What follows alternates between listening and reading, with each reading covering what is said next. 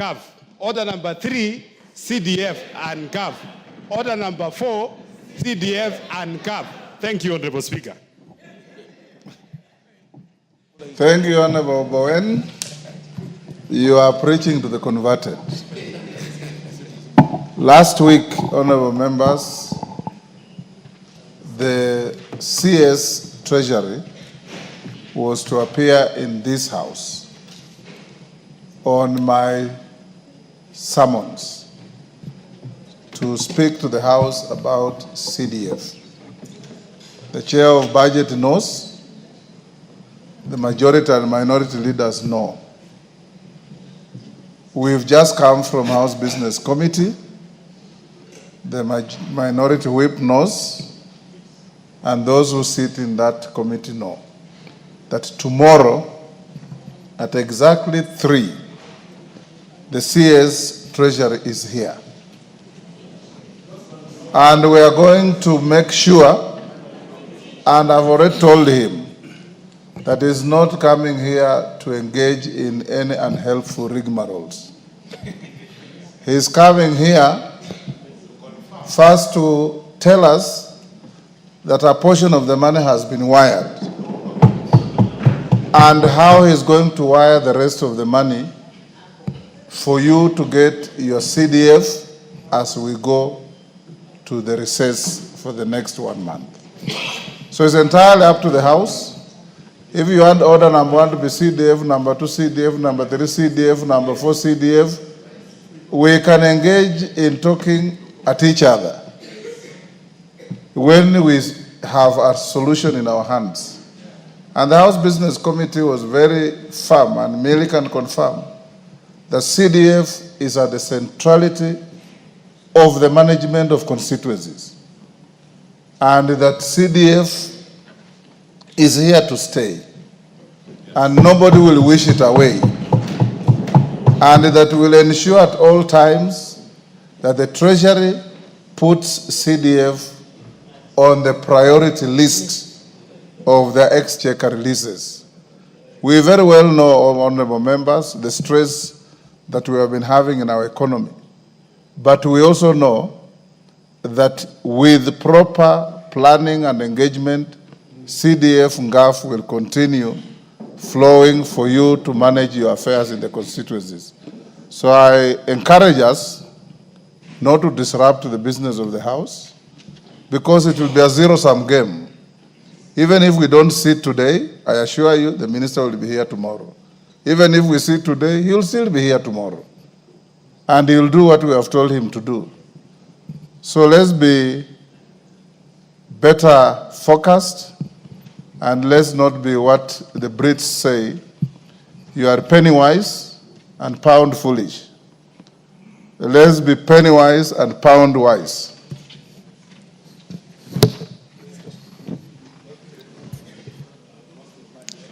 So can we proceed with business?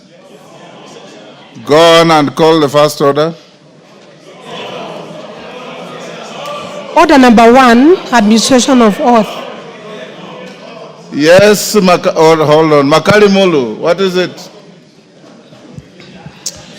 Yeah, Honorable Speaker, thank you very much for your wise counsel. But you know, Honorable Speaker, our worry and concern is that this particular CS has communicated to this House through you many times, Honorable Speaker. And we are very concerned as members of Parliament, because we thought when we get one of our own sitting in that space, that things will be better. But it looks like things are getting worse. I've been in this House for many years, Honorable Speaker, and I want to confirm this is the worst year in terms of release of any GCDF resources. The worst. And we claim to have sent experts who have come from this House, issues which we go through as patrons of that fund, Honorable Speaker. So while we agree with what you are saying, Honorable Speaker, we have our fears. How I wish that either the chair budget or the majority leader, Honorable Speaker, would be able to see where the money can be wired today, before it comes tomorrow. Thank you, Honorable Speaker. Yes, KJ. Honorable Speaker, this matter goes to the heart of a fund that I would describe as the most effective decentralized fund. And it's coming up on a day when we are reading about news of a governor from a neighboring county in whose house 13 million today has been found. And we are being told that NGCDF is a great concern for the country. As a house, the attention should actually be driven to the devolved funds that are going to counties, Mr. Speaker. We are speaking at a time when NGCDF is under attack from very many quarters, Mr. Speaker. And I think it should go on record that this house shall stand its place to defend a fund that is working for the people of Kenya, because when we go to our constituencies, we are seeking to see what these devolved funds that we are putting on division of revenue that are going to the counties are doing, at a time when NGCDF is the only visible fund on the ground. So, Mr. Speaker, as we address these issues and take them up with the Minister of Finance, we must also put on notice all these other quarters that are trailing their guns on NGCDF to tell them that this fund shall be defended by this House. Thank you very much, Mr. Speaker.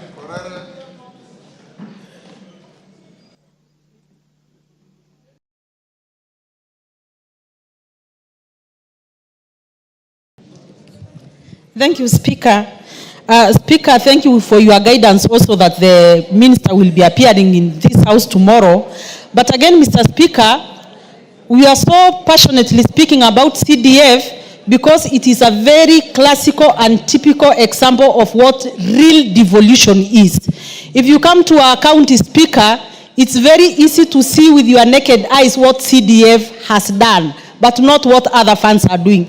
And Mr. Speaker, I want the CS to hear this. Now that you've promised he's coming here tomorrow, he'd rather come here after he's disbursed monies to our accounts and come here with whatever evidence to show that that money has gone there. Failure to which, Mr. Speaker, will hold him hostage here until that is done. Honorable members. Order, honorable members. Member for Bumula, the minister is coming tomorrow. I'm not giving you a chance to speak. It is your point of order that caused the speaker to invite the minister. And being a diligent young parliamentarian, the right thing to do is to hold your horses. The minister will be here, and you will be the first to ask any question after he finishes his statement, because you are the one who has caused him to come. So we don't have to be pre-debating what we will debate tomorrow. I want to encourage you members that every time CDF has been threatened, yours truly has been on the front line to defend it. And I have been doing so without any fear or favor or prejudice. When there has been delay, I have personally called the Treasury to ensure the disbursement of the money. I will continue doing so. When CDF was under attack by activists who went to court, yours truly here has hired the best lawyers for you. And the caucus of lawyers here led by Otienda Amola and Chepkonga. Now the Supreme Court has ruled and decided that CDF is not in any conflict with devolution. And I'm going to give you a comprehensive ruling on the request of the minority leader, Honorable Junet. So I want to encourage you to believe that in yours truly here you are in safe hands in matters CDF. And I want to ask us to carry on with other business. Tomorrow at 3 p.m., all of you be here. The minister will be here.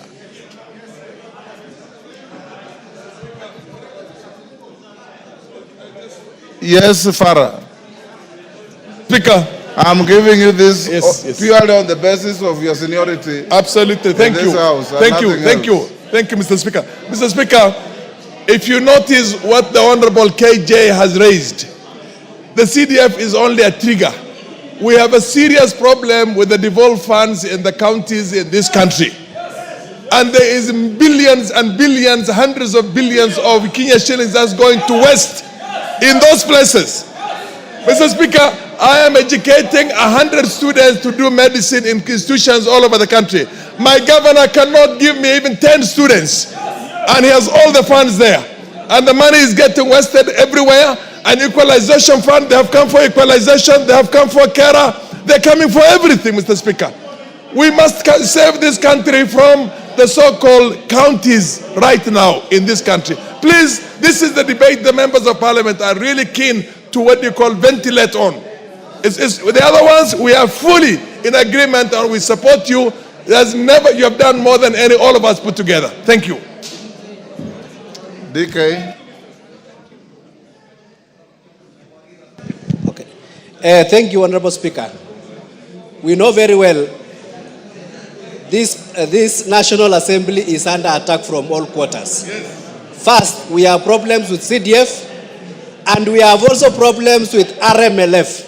Yes. As we discuss now about CDF, KERA has only released around 17 million out of 62 million, yes. And we have letters flying left, right, and center on what happens to the rest. So I think, basically, we have so many issues that we cannot continue burying our heads in the sand and thinking that things are right. I was proposing that we suspend the House until tomorrow when the two CSS for roads and for treasury come in, then they can explain what is really happening to the members of parliament. And then, if you look at the devolution, Honorable Speaker, if you look at the devolved funds, out of the total devolved funds that goes to counties, 85% are used for recurrent and administrative purposes, while for CDF, only 5% is used for administrative purposes. So the net effect is that out of the small amount of money like 42 billion, or 45 billion, or 53 or so, it is being felt.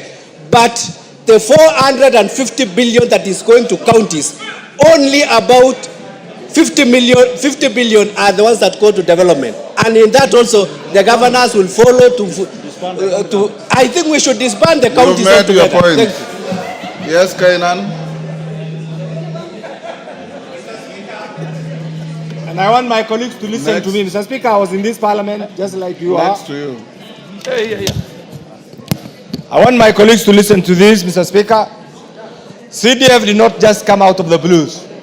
CDF was a product of a well-calculated evaluation by the members who are there, Mr. Speaker, who are tired with the manipulations of the executive then, Mr. Speaker. Mr. Speaker, you are aware that even Parliament here was a department of office of the President then. Mr. Speaker, you are also aware our clerk and everybody else was secondees from the directed special branch, Mr. Speaker, and CID and special DOs. Mr. Speaker, what we did was to give members of Parliament an effective, workable, people-friendly platform to deliver development to their constituents, Mr. Speaker. Mr. Speaker, over the years, we have seen a gradual increment of CDF allocations. What is surprising under this House, and this is what I want to say, Mr. Speaker, 1 month to the end of financial year, you are yet to receive even something commensurate with the first quarter of the financial year.